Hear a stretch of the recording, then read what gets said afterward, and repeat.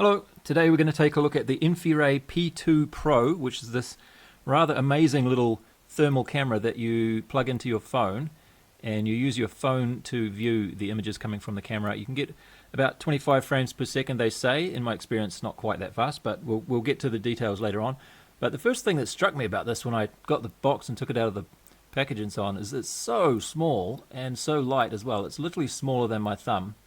And it weighs 9.9 grams, so somebody's probably already going to tell me, hey, why don't you put it on a plane and fly it around? But remember, I have to put my phone on the plane as well, but don't really want to do that. Anyway, this is what we get in the box. This was sent to me for review, by the way, so big thank you to Xinfraredx, I think is the distributor, or that's the links that they gave me to give you anyway. Yeah, so big thank you to them. I did not pay for this, just, full disclosure. And you get in the box the camera, and you can also get a macro lens for it, which is this piece here, and has a little magnet on the back which you just plop over there, line it up, and then you can look at things up very close. It focuses at about 3 or 4 centimeters, so it's good for looking at circuit boards. You get this extension cable which just lets you, if you don't want to have it like fixed to your phone in the same angle, you can just use this extension cable. A little bit of documentation and instructions on where to get the app for your phone from. And this little bag. I usually throw these kind of things away, but I think I might keep this one because the camera is rather delicate, I think, and I don't want that lens to get scratched or anything, so I'm probably going to keep it in that bag. And there's also a little shuttery kind of thing inside, like there's something physically moving. Despite how small this is, there's actually physically moving, like motors, or not motors, but like a solenoid or something.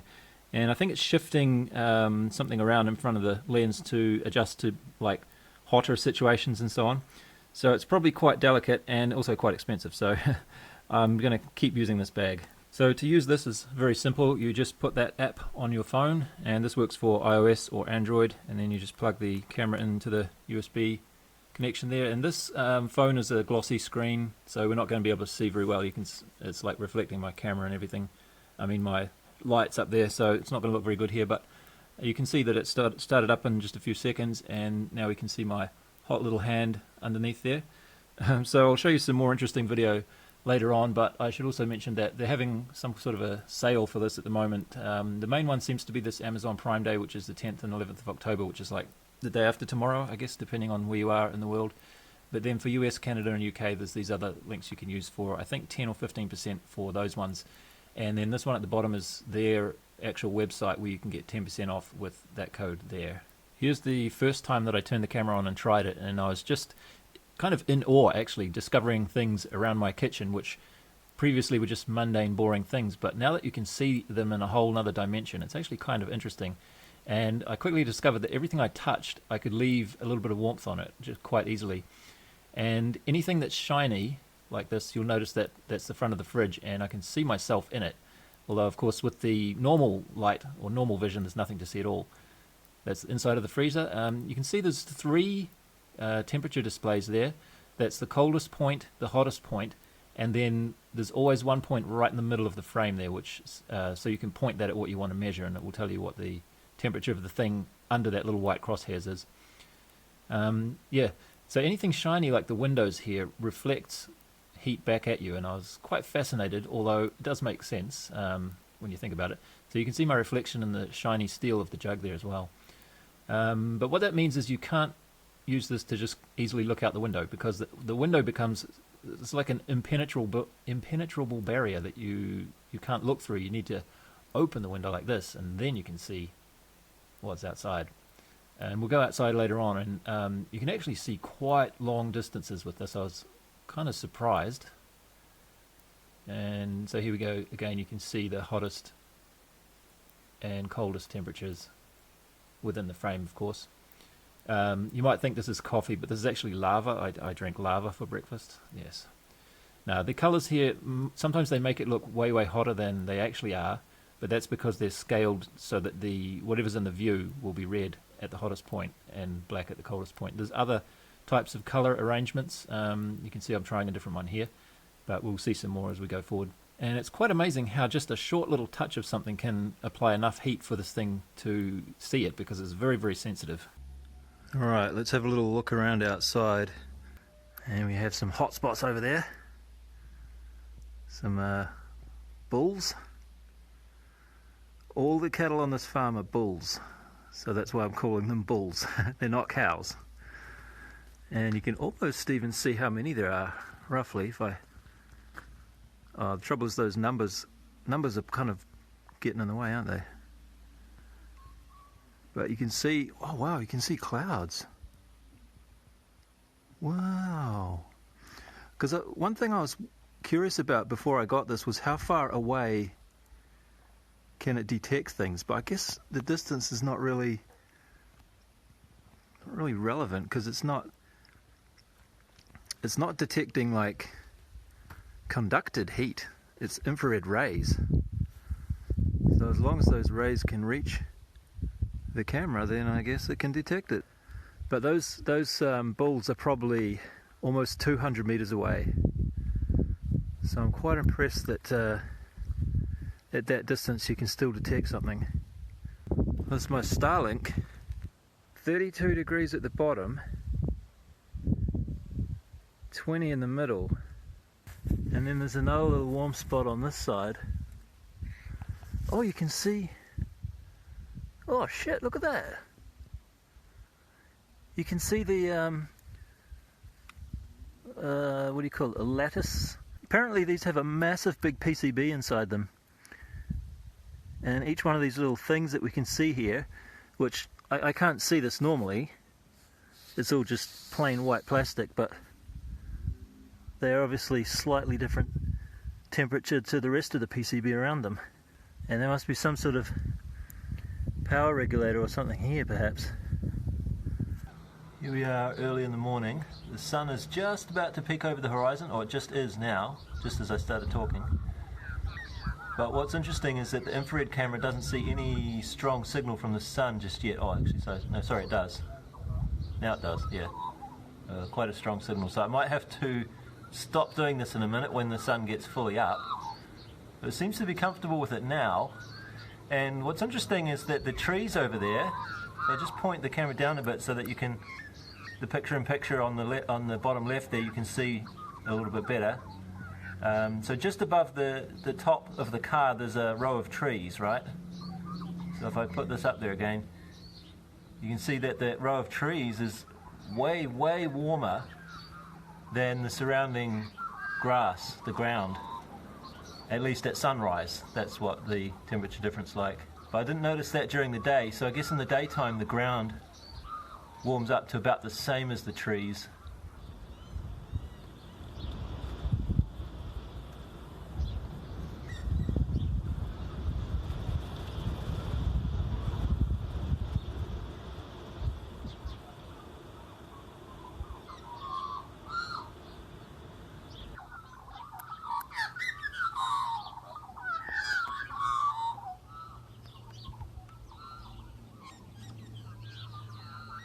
This is what my electric bike looks like. I just went up to check the mail, and you can see the hottest part is the motor. That's to be expected. The seat is really quite warm. I wasn't expecting that. Well, how warm is it really? It's hard to read those numbers without my glasses again. 18 is it? Yeah. Brakes are quite warm.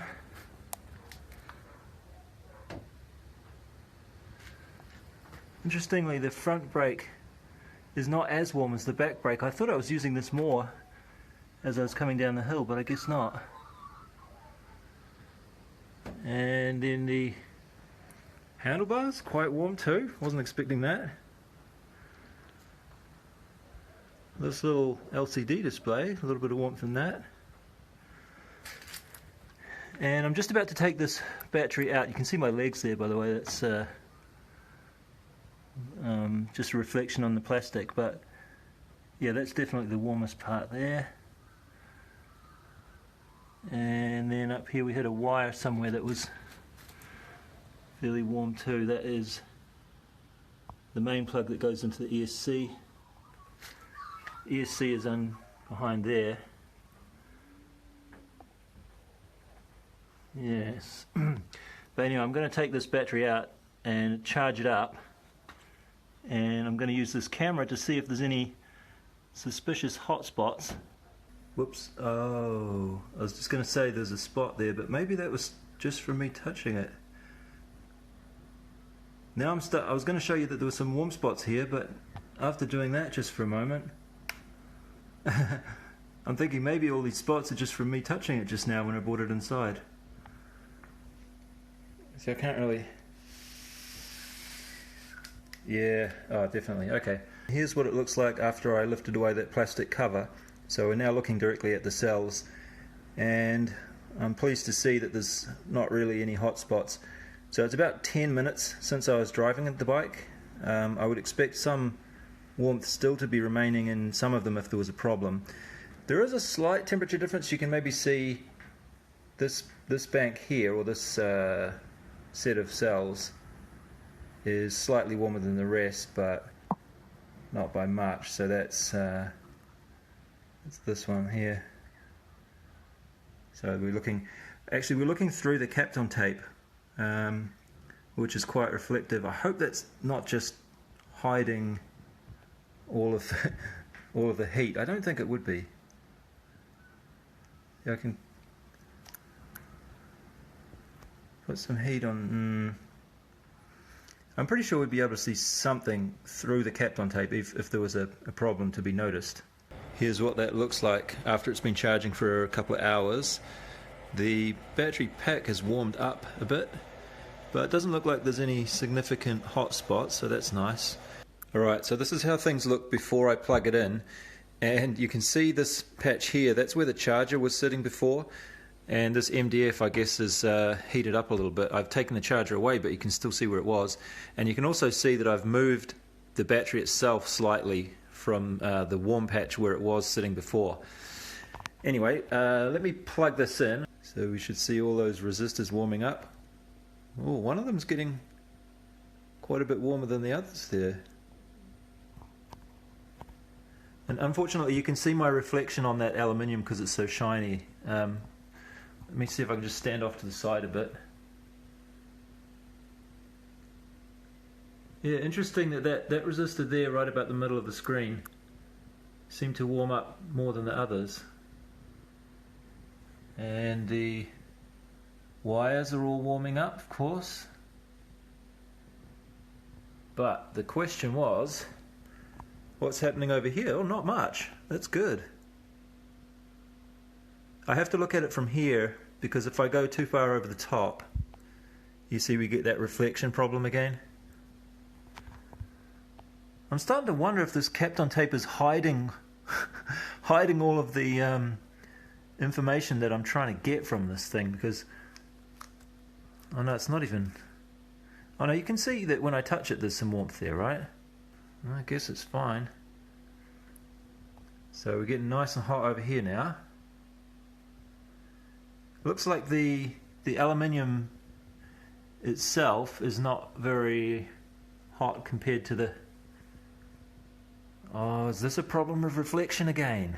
See, I can touch it here okay. But then if I come onto the inside of this, no, I can't touch it there.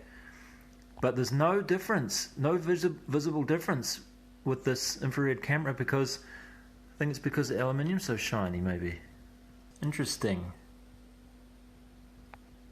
Oh well, I'll turn this off in a minute. I don't want to stress this battery too much, and I'm going to have to charge it up again a little bit more now that I've done this, so I think I'll just stop here. But you can see clearly the heat in the wires too. Let me just try. Oh, I can smell it now too, so yep. Alright, that's enough of that. I will turn that off before I ruin something.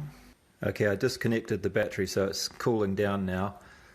And you can actually see some like hot spots on the aluminium, but it seems to be only where there's a little bit of scale. See how it's all blotchy and speckled looking?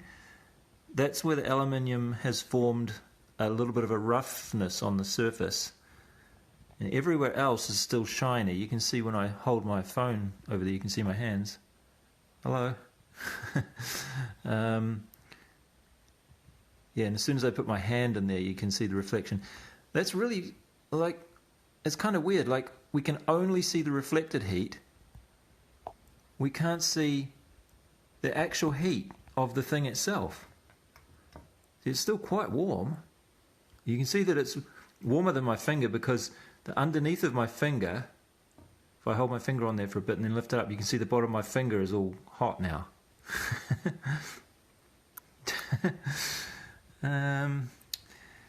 Yeah, so that's kind of strange, isn't it? So you just got to know which materials you can trust to pick up properly with the camera, and which materials are not going to work. Okay, now it's the next morning, approximately same time of day, but it's raining fairly heavily. Maybe you can even hear the rain. And now when I put this camera out the window in the same location in the same direction as yesterday, you can't even see any of that tree line at all. All you can see is my my Starlink dish out there, just there under the crosshairs, and right above that you can see 1, 2, 3, 4, 5, 6, about 8 bulls just above that, and you can see the concrete that's warm there, and that's about it. Everything is all just blurred out. There's no clouds to be seen really. So that's what that looks like with the normal colour view, just a solid slab of greyish white in the sky. And yeah, so that's interesting. The rain seems to like equalise everything.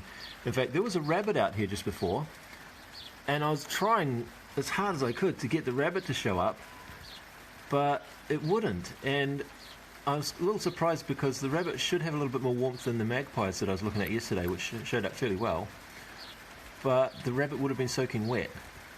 So maybe the rain, like the water on him, just equalised, or at least equalised enough to the temperature of the grass around him that I just couldn't see him at all. There is a rabbit just in the middle of those 2 fence posts. He doesn't think I can see him. Sticks out like a sore thumb now that he's not wet. Wonder if I can make him run away.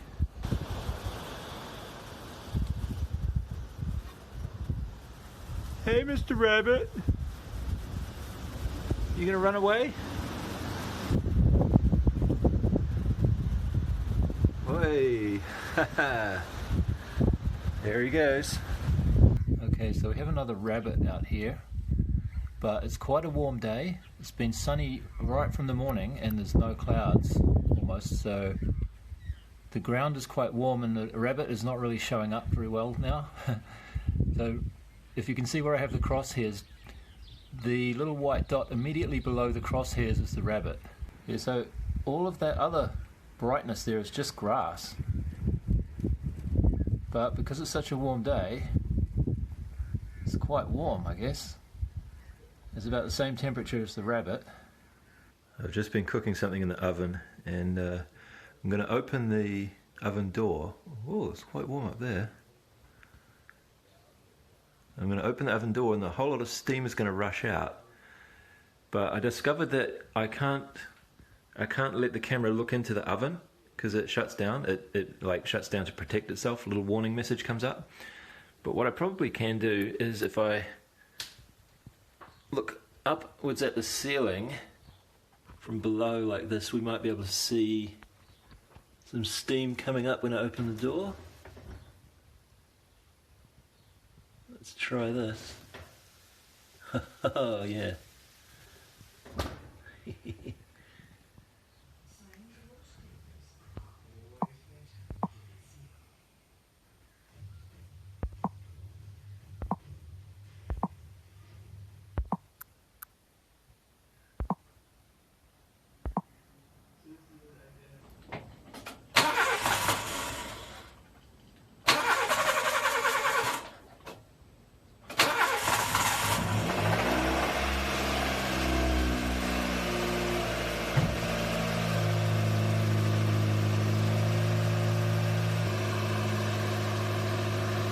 That's the heater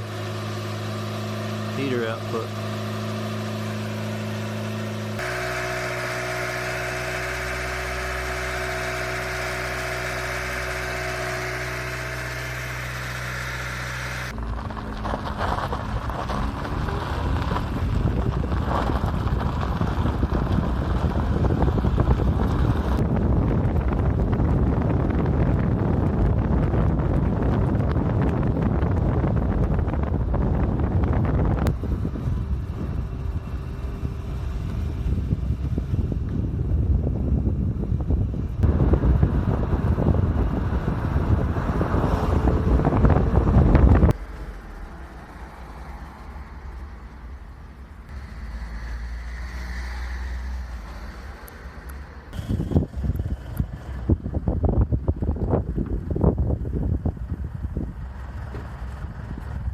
Here's what the car looked like after I got back from a half an hour drive. This green and red color scheme tends to exaggerate temperature differences quite a lot, which is good when you're looking for small differences in temperature. So it might not have been the best one for this situation where there are quite large differences in temperature. So that the tire and everything, it looks like it's really hot in this view, but it's not really. Like the wheel nuts are only like, what is that, 30? Oh, actually 40 degrees on the wheel nuts. That's pretty warm, isn't it? But yeah, there's a black and white color scheme. There's actually two. One is where white is hot, and the other one is where black is hot. And those ones tend to give you a little bit more of a linear range of colors, and it gives you a bit better picture of the overall range in temperature. And they also run a little bit faster too, the black and white ones. I think because they are able to convert the image to 8-bit grayscale, and then they run the some algorithms, so they're a little bit faster. At least that's my guess anyway. I'm just doing a little bit of commentary after the fact here because there's no audio on these clips because I recorded them on the app itself, which does not record audio, unfortunately. That's why that's also why we cannot see the app controls. Oh, something warm on the seat here. What's this? Better investigate that. Oh. Remember, guys, always blow on the pie. Yeah, so I was quite intrigued why the clock here, that's a little clock in the dashboard, that was rather warmer than I expected. I can't figure out why. Okay, now I'm standing at the top of the airstrip, so regular viewers of my channel may be familiar with this view, although not quite like this. You can maybe see the concrete there and the edge of the concrete as it drops away over the hill and then way down there. Alright, sorry past Chris, I'm going to have to take over from here. Unfortunately there was a lot of wind noise in the microphone on this day, so I can't really use the audio. But basically we're just standing up the top of the airstrip looking around. There's that little shed down there that I did my inspection on, and you can see some bulls in the background. But the main thing that I found intriguing standing here was that as I was standing there, if I didn't move, the sun would shine, or rather wouldn't shine where my shadow is. Now this wasn't there when I first started standing there. It only built up over time as that little patch of ground cooled down because I was shading it from the sun. And in a moment here I'm going to move to the left and we'll see that the shadow stays there because we're not looking at the shadow. There we go. We're not looking at the shadow like you normally think of it, of, you know, visible light. We're looking at the temperature of the ground there, and you can see right back to that patch on the concrete where I was standing. Kind of spooky, really, but I did this about 4 or 5 times. In fact, I spent way too long playing with this camera because of things like this. And there's a couple of issues. One is that the battery gets chewed up very quickly. Oh, you can see I'm building up another shadow here. So even after just like 30 seconds, there's another shadow forming. So this camera is sensitive enough to pick out that difference in temperature. Yeah, but it chews through your phone battery quite quickly, and there we go. See another ghost shadow. Another issue that I've had a few times is that you can see the temperature displays there. They've kind of got stuck. They're not updating. So there's like the 18.5 degrees on the left, and then in the top left there's like 24 point something. So those are old values and they're not being updated. I did figure out a way to get that to start working again. You just tap the palette button in the top right and then pick another palette and then go back to the original palette, and then those numbers start working again. Yeah, but that's all I was going to commentate on here. So we're looking out quite a long way into the distance. You can see most of those spots are bulls, but some of them are also just dry patches of earth. So there's a huge difference in temperature between where the grass is and where the bare earth is. I think these bare earth patches are made by the bulls themselves. Actually, they like to rub themselves, or dig up the ground and kick it around a bit or something. But that's what we're looking at there for most of those. And I think we can also see some tree trunks down there right at the middle of the frame at the moment. And also way over in the distance, almost at where the horizon is, there's a house or a warehouse or something over there, and you can kind of just make it out, but that's like 3 kilometers away. So it's quite impressive how far you can see things from. And the bulls probably right at the crosshairs there. I think I was just remarking that those bulls there are probably about 1 kilometer away. And here's another shadow. Oh, so you can see now what it looks like with the normal light, and then with infrared, kind of the same. But there we go. So spooky, isn't it? As you can see, I did that over and over. So I've been standing around here for quite a while now, looking at various things. It's a bit of a cold day, and I was just thinking my fingers are starting to feel a bit cold. And sure enough, look at that. You can see that they're colder. So the temperature of my, the main part of my hand's like 24. My fingertips are, what does it say, 12? Oh, yep, definitely. Wow, that's quite a difference, isn't it? 24 to 12 in that small distance. Wow. Hey, check this out. You can see where there was a tractor driving around because the concrete underneath is colder than, so maybe you can see, I don't know if you can see it too well in the view here, but when the tractor drives around, some of the rubber scrapes off of the tire of the tractor and just stays on the concrete. And there's not really much to see there. It's just a slightly different shade of grey. But obviously there's enough rubber on there that it's forming a sort of a thermal blanket, if you like, in those spots.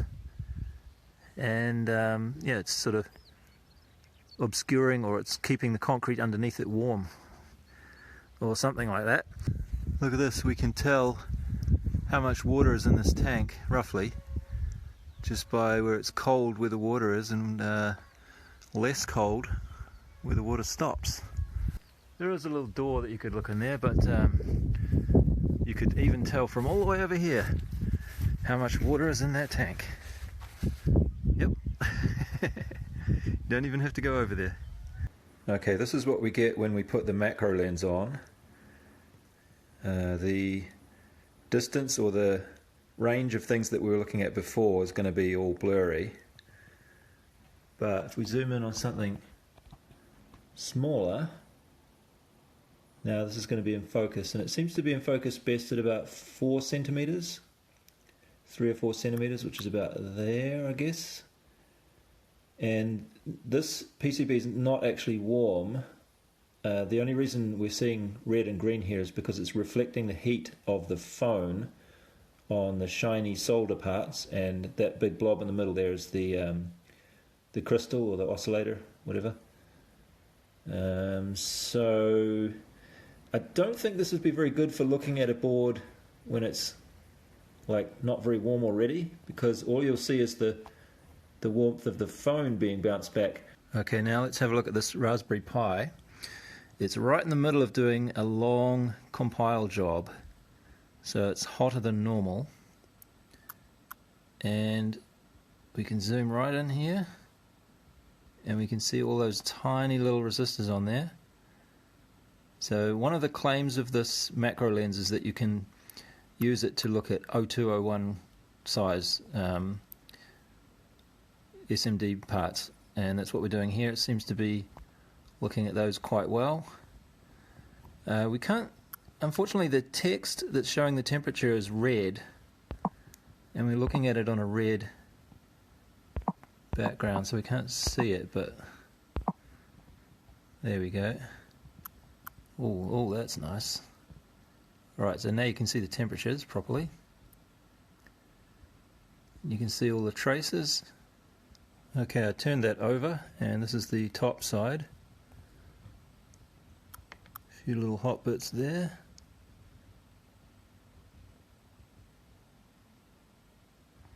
And the hottest thing on the whole board though is this piece here, 55 degrees or so. And here next door we have an I/O mixer board. You can see the microcontroller there is the warmest part, at least here in the middle. And as usual, or as I expected, one of the warmest things here is this 3.3 volt regulator. What I was not expecting to see is the little diode right next to it there. Oops, that one there. 31, 32 degrees on that. I was not expecting to see that, so that diode looks like it's a little bit under spec. But yeah, so I might have to make that diode a little bit bigger, or look into something there, so that's good to know, isn't it?